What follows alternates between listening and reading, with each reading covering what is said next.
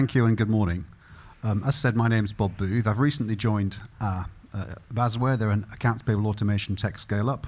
But for the many years before that, I was working in consulting and then latterly with IBM. And across all of my career history, the thing I'm most proud of is the transformation project I did with Sue and with Nathan at Compass called Matrix.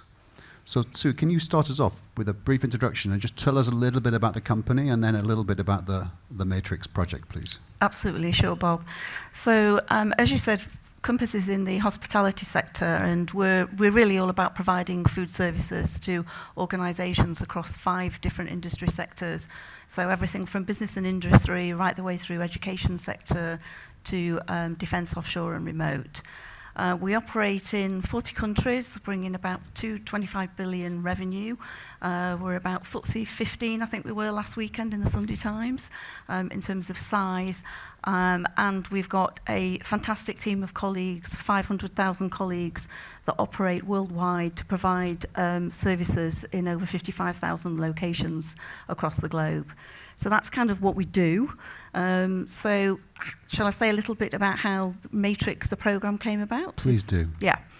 So it was actually started by our current CEO, Dominic Blakemore, when he was in a previous role working in one of our regions. We're a decentralised operating model, which is quite a challenge from a transformation point of view. So that's the first thing I would signpost.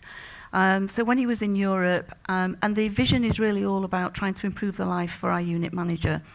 And the way I think about this is I joined Compass in January 2020, and the thing that's really stuck in my head is when I was starting to do my first month of induction, going out visiting units and meeting people and colleagues, chefs, culinary teams, the procurement teams, and so on.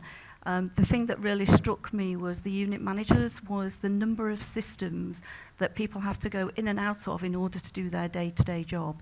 So whether it's from, planning a recipe and a menu up front with clients for the week or the month ahead, going into another system then to order products or look in the catalogue to see what's available, going into another system, printing things off. It was just an inefficient nightmare and quite painful for people. So Jacques, who was the very first unit manager I met, who I've never forgot, and it was really, really clear for me what all the pain points were from a people point of view. So the overall scope of the programme is really about improving the life for our unit managers and Compass colleagues, and we're doing that by putting in common data, a common data model, common processes and a common system to improve things and solve pain points. So that's kind of Compass and kind of how the overall programme came about. Yeah, thank you. So, and indeed, 55,000 unit managers, each she or he thinking they run their own business. Absolutely. That brings us to the kind of people-centric transformation piece. But how do you deliver on the people-centric piece, but also sell to the board a business case that will deliver value, Sue? Yeah, I think because of my background, so my background's been in everything from operations, corporate strategy, and latterly HR director roles. The big thing that has always struck me doing large change and transformation programs is we will always find a solution to technical problems. We'll always find a process solution. The things that sometimes people struggle with the most is some of the people dimensions.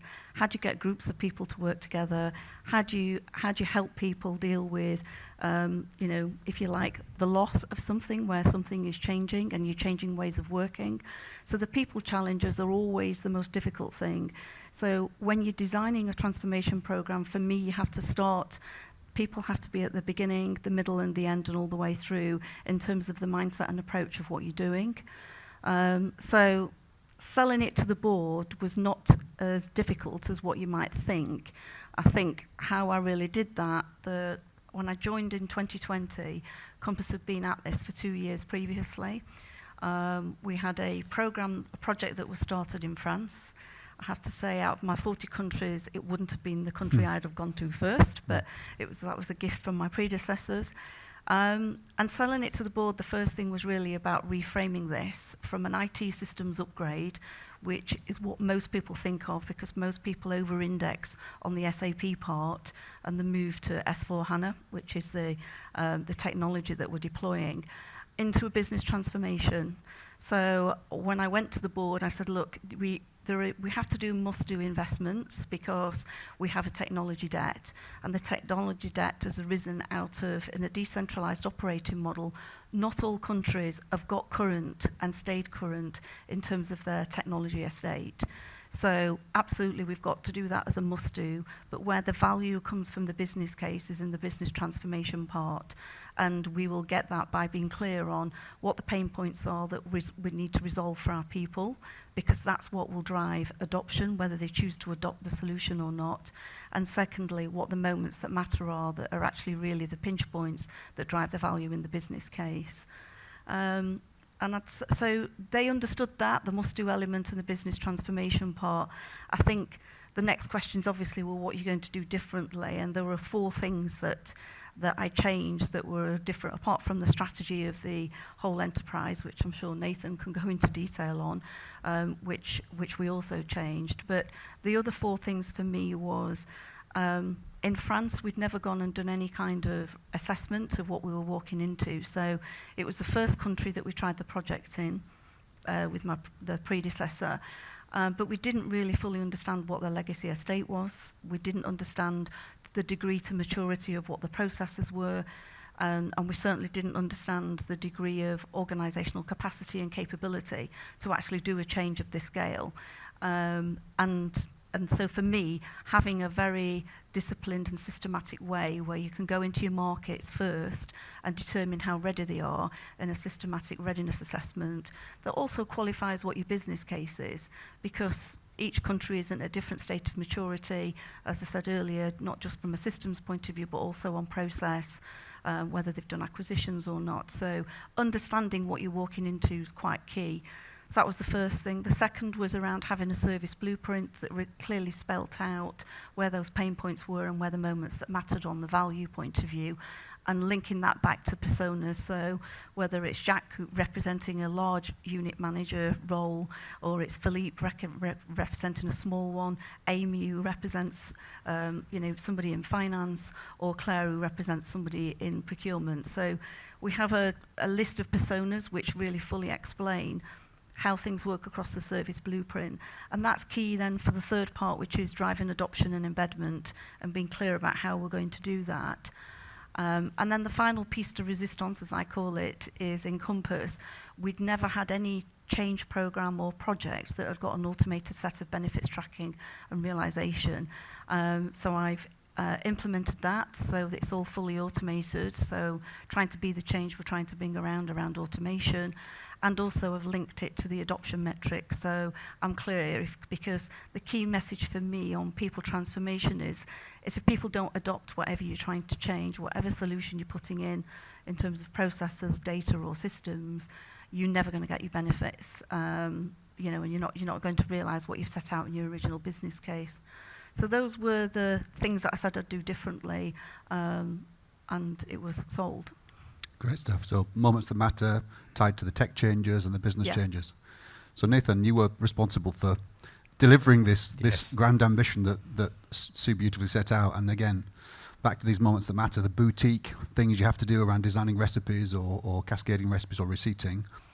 And as we know, SAP didn't really match that very well. So you were responsible for delivering this large-scale, complex SAP estate and these boutique applications.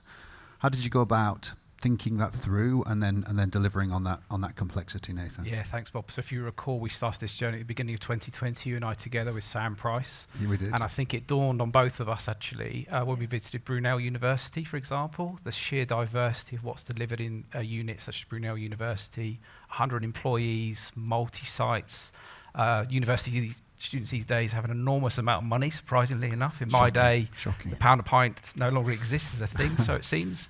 And then the diversity to the Royal Mail Depot we visited, with literally 2 chefs on site delivering breakfast to the postal workers in the morning. So I think that dawned on us quite early on about the sheer diversity and the range of services that Compass provide. So as a consequence, it was really, really important for us and crucial because this is an SAP S/4HANA implementation at its core. But imagine delivering that to restaurant managers and unit managers. I mean, if anyone's used SAP, you'll know that you have Fury and all those capabilities, but it's not experience-centered at its heart. However, SAP, as we know, does what it does brilliantly well: core procure-to-purchase, procure-to-pay processes, record-to-report, order-to-cash, all that rich leverage technical delivery to allow the unit managers to do their day job. However, it's crucial to us that it's very much an experience-led transformation program. As Sue's mentioned, life of the unit manager or the restaurant manager is absolutely essential to meeting the business case objectives. And as a consequence, we have a modern, rich user UI that sits on top of SAP. It looks nothing like SAP. It's very much consumer-grade, rich, experience-driven capability that allows a unit manager to take care of serving food to customers and serving customers, whilst at the same time having a set of capability that allows them to run the restaurant or the unit. As an example, just to give you an example here, so a lot of the restaurants, they start from a concept. For example, an American diner is a concept. Within that concept, you would have a range of recipes and dishes delivered at that concept. For example, chicken barbecue wings in the American diner allows the restaurant manager to order raw ingredients to make American chicken wings at a certain given date, time, or month process, including all the allergens, nutrients information that goes with it. Ordering all the way through to goods receipting, allowing all that ordering capability to go to the vendors, allowing the whole supply chain to kick off, to have goods dispatched at the right day, right time, to be able to make and serve food to clients. So this is the key part for us, to match, bring those two bits of technology together seamlessly. Core SAP, S/4HANA, keeping the core clean, very important for us, because obviously we don't want to have a lot of technical debt. At the same time, providing that innovation and experience-led design at the front end delivered to our restaurant managers. That's a key part of what we delivered. So it sounds really interesting in retrospect, right? So, and given the business complexity and the technical complexity, what were some of the critical success factors, Sue and Nathan? So for me, I mean, one of the key critical success factors, or two of them actually, number one is the team we put in place. So the way that we deliver the program is we have a core set of business and functional teams working side by side. That's the engine room that has all the knowledge and the capability to implement template at scale. That's key. But also they work in lockstep with a local team that has all the localization for the country market. And that's the glue that stitches together the core team that carry forward and drive the template adoption, which is very important for us.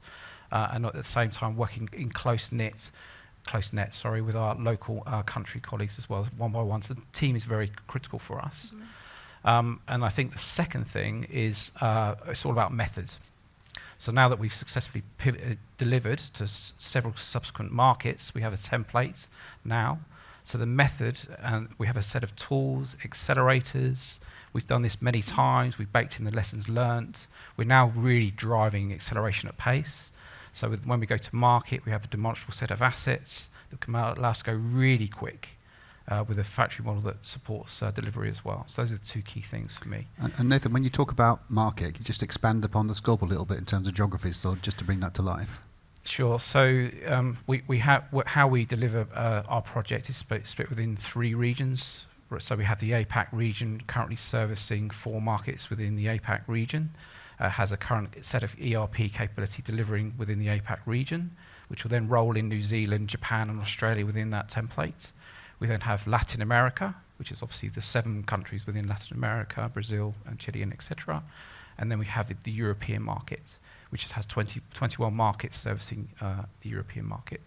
So the way we've delivered this is with 3 sets of core ERP capabilities, reusing the assets we have available, for example in APAC, upgrading an existing ERP platform, allow us to deploy the Matrix solution really at its pace and scale.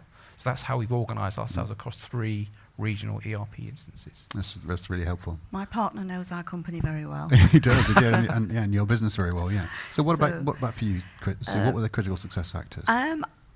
really, really clearly for me, my number one non-negotiable in any if I do a transformation in an organisation is active sponsorship from the board down. So I've got to have sponsorship from the board for this kind of transformation in particular, and sponsorship from the CEO, CFO, and then the executives.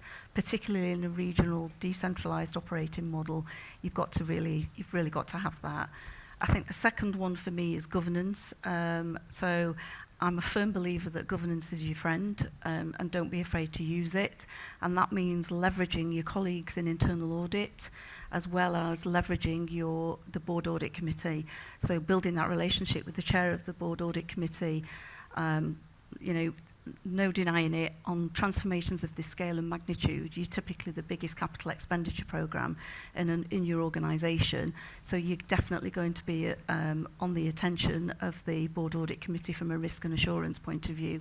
And setting out and just understanding from an board audit committee's perspective, just the challenging landscape and how that's changing from a regulatory perspective, being really clear how that things are impacting your transformation programme, and setting that out as part of what your assurance plan is for the programme.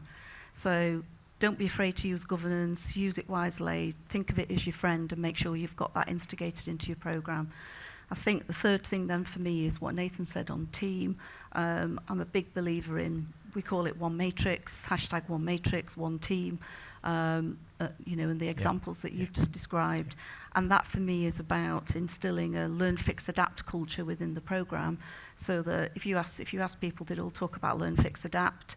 To get the kind of breakthroughs that you need on these kind of transformation programmes, you need people to feel confident that they can try something and it doesn't work. So making sure that we're clear on what the learning is, that there's not going to be a witch hunt.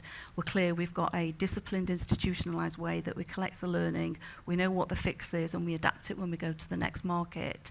And we actively ask people what things they've learned and the things that have gone wrong, and they willingly tell us. I think we've got over 403 learning points at the moment, and then also making sure the next country, we're working in Germany on a deployment at the moment, and they're giving thanks to 2 other European markets for some of the things that the other markets have learnt.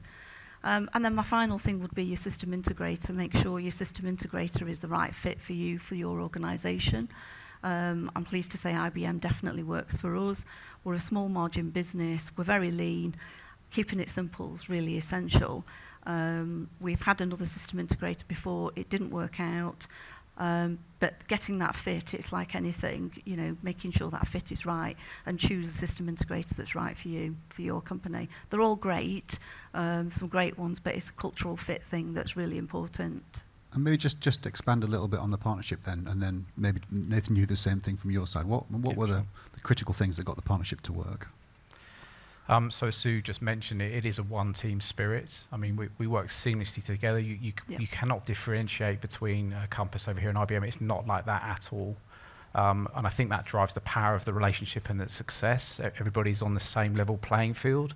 It's very much an open door policy. They can speak to myself or Sue or any of the leadership team at any point in time. And as Sue says, we ensure we inject a lot of fun in what we do. We literally last week were singing "We Will Rock You," I think, in front of very senior executives in front, and everybody appreciates that. And I think that really gels the team together, bonds us together. We carry forward that success in everything we do. It's all about the cheese, Bob. I'm not very northern when it comes to that, but to be honest, it's what the people choose, what they want, and they told us. And on all hands events, what they don't want is slideware from somebody like me or a guest or an executive guest giving them loads of slides or talking at them. What they want is to hear the things that's really on people's minds. So we've just recently had some organisational changes, and I know that's what's going to be on people's minds. So it's getting those stakeholders on, telling, and hearing firsthand from the stakeholders on the all hands call, and having fun along the way. Absolutely. So, and if that means we're singing and dancing, rocking, doing desktop yoga or whatever we're doing, then so be it. It's what works for the team. It's high pressure, and it's an intense programme, so people need to let off steam and have fun along the way. Absolutely. And we talked about critical success factors. What would you do differently if you did this again, Nathan? Yeah, so I think for me, we all know that data fuels the business, and data is the heart of driving SAP S4 and the process we deliver. What we discovered is in Switzerland, some of the existing processes, and as a consequence of what we delivered for the Swiss market, we identified some of the existing data were a bit broken, a bit not harmonised, and a bit fragmented, which has an impact on the procurement processes. For example, the recipes are the heart of what's delivered in the restaurants. It's critical that that's connected to what is ordered with the ingredients and recipes that support that. So we found in fairly close proximity to go live, there were quite a lot of challenges with the existing data. We migrated from legacy, and so that we had to do a lot of remediation work to make sure that data was consistent, harmonised, and in fact had the right pricing structures and those sorts of things in place. So as a consequence for the market, we're now just started, we shift left all of that harmonisation work for the recipes, and we spotted opportunities to transform that as well. For example, in Germany, they have something like 20,000 recipes.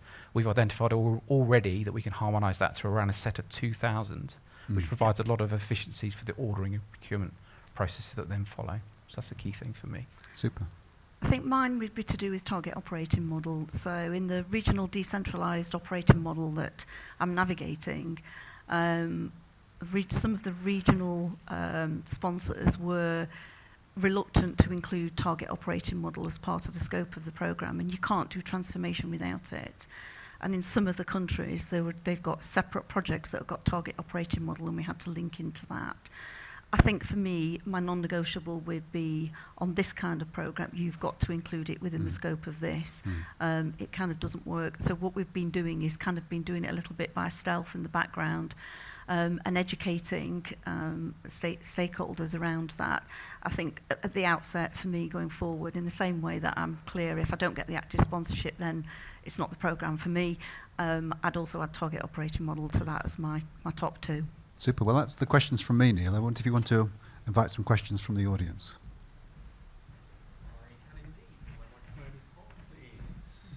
Right. Thank you very much to our panel. We will do questions from the audience there. I sprinted from the back because you so let's take some questions from the audience. I believe we already have one at the front.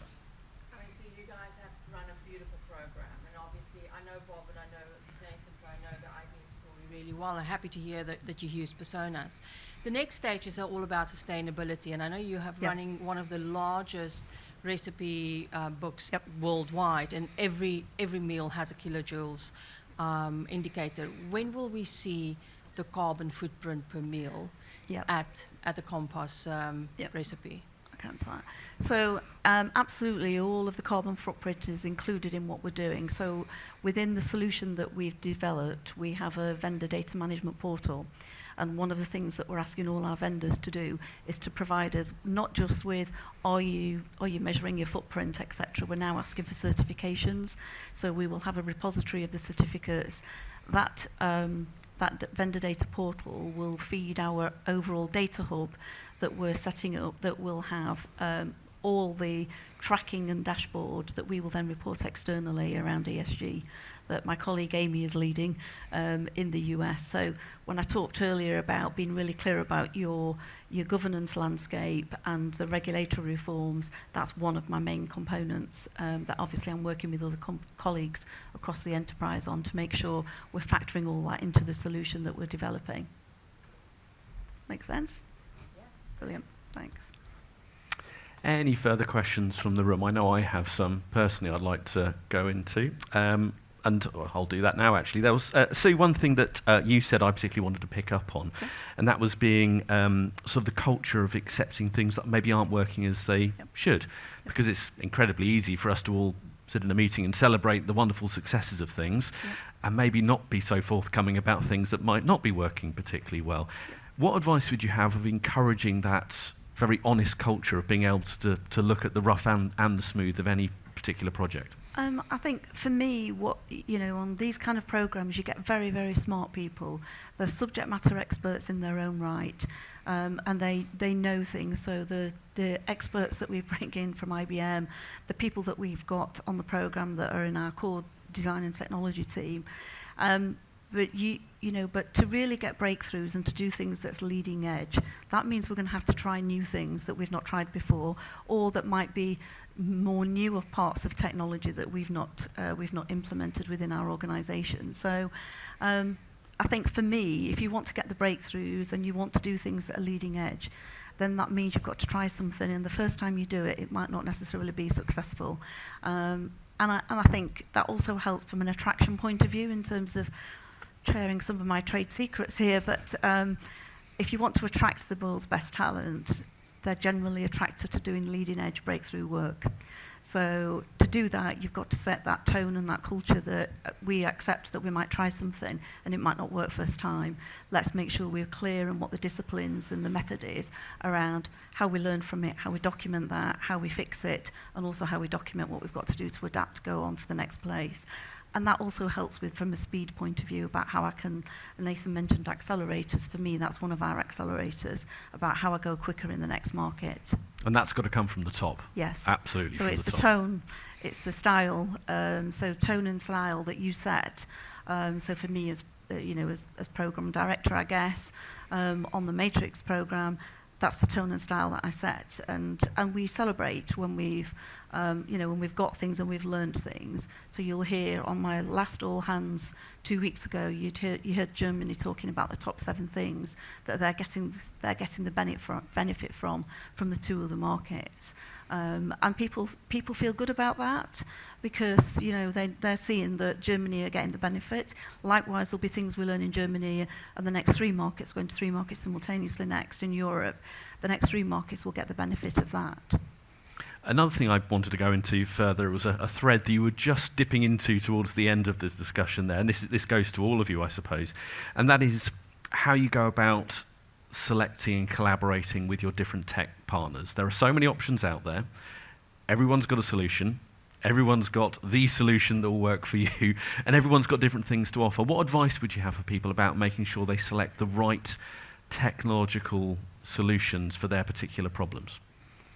I mean, the framework we started with was a multi-tiered approach. So we had a set of capabilities. We had the experience layer at the very top with innovation, with the Gartner 4 or 5 layer model, with a set of core ERP capability at the bottom. That's basically in bits in the middle with data integration in the middle. So we had a framework in which we had a set of capabilities we needed to deliver upon. And of course, ERPs, there's not many choices. I mean, SAP, Oracle, others. So that was probably the best fit for that capability for the procure to pay, as I mentioned earlier. And then the experience level, I mean, we went through a selection process to meet. We'd go with AWS and React. Sorry, I'm speaking slightly technical, but React type consumer-grade experiences at the front end. So that was the choices we made, because it's, as we mentioned earlier, critical that the life of the unit manager was the very first and foremost thing that we had to tackle. So that was the thing that we focused on first, with the sets of capabilities that then underpinned it. And just maybe a build from me. I guess the other thing, Nathan, is we only focused on the 5 moments that matter. We didn't worry about technology everywhere else. We're obsessed with the exceptional experience around creating a recipe, around ordering, around receipting. So we're really clear where we needed to make technology choices, and that allowed us to really focus. Yes. I think for me as a client, it's about choosing a partner that fits with our culture. Like I said, in Compass, we're a small margin business, we're very lean. We need to keep things really simple for people to adopt things, so less complex solutions, and think about that human experience all the time. I think in partner selection, for me, the other thing is I always think about the trenches. When I'm in the trenches and things go wrong, because they always do on these kind of things, am I confident that I'm with colleagues that I know we're going to be there and we're going to get out of the trench together, and I'm not going to be on my Jack Jones? When it comes to reviewing the ongoing success of a project, this was a big project. There's a lot of moving parts to it, different partners. When you're reviewing that, is it best to review it individually, or is it best to review it as a wider team who's all working on the same project? I think we review our partnership and relationship in the collective in the round, and we have regular meetings anyway, weekly, at an operational level from a project perspective. So it's not like we don't. And with the partners, likewise, John Granger, who's the head of consulting, global consulting for IBM, meets Palmer Brown, who's my boss, who's the group CFO in Compass, regularly. So I feel confident about going to John with an ask. So he was on my all hands last week, or I feel confident going to Nathan Oliver, who's my current equivalent of Bob. Bob was my partner in crime originally. I'm currently working with another IBM colleague. So for me, it's about in the round, so that I can feel confident about going to any of them and reviewing it holistically. And I do that with my D&T colleagues, my CIO colleagues as well. So it's a holistic view rather than singularly, and same with the other partners. So IBM are not the only partners that we're currently working with. We have a host of them, and we do strategic reviews with all the partners. And the logical place to round things up on this is, there's been a huge amount of success so far. We've been talking about that over the last half an hour or so. What happens next? How do you keep building upon that success and not resting on your laurels? We still have a long way to go. So that's always a good start, isn't it? Early days, I would say. It's early days, early indicators. The key thing for me is in some of the markets we're at that embedment stage, and it's the embedment and the benefits tracking and realisation. We've got 3 markets in Europe that we're about to go to next after the current one that we're in, and continually to do the readiness assessment for the remaining markets in Europe in the way that Nathan described, and then what also we need to do to continuously improve it. Once we've gone live in a market, that's not it. We're constantly doing things to improve things based on the feedback that we get from users and from our colleagues around the business. Bob, Nathan, I'll put that to you as well about the progression. So I think Sue's said most of where we got to next. Yes, I mean our work is done but not done. Yeah. I think for me, I mentioned it before, it's like we now very much an industrialised model, and at the same time delivering that innovation to markets, because the business is very dynamic. It's always moving. Needs to be competitive edge. Continue that life of the unit manager experience. We're continuing to innovate. So there's still more to go at, and it's exciting times for us, right? I agree. Yeah, I mean, it's a big, complex program for one of the country's biggest FTSE businesses, and it's in super safe hands. Thanks. Thank you, Bob. And that seems a fantastic place to round things up on our opening panel. Bob, Sue, Nathan, thanks ever so much for your company. Really enjoyed it. Round of applause for them, please. You're welcome. Thank you. Thank you.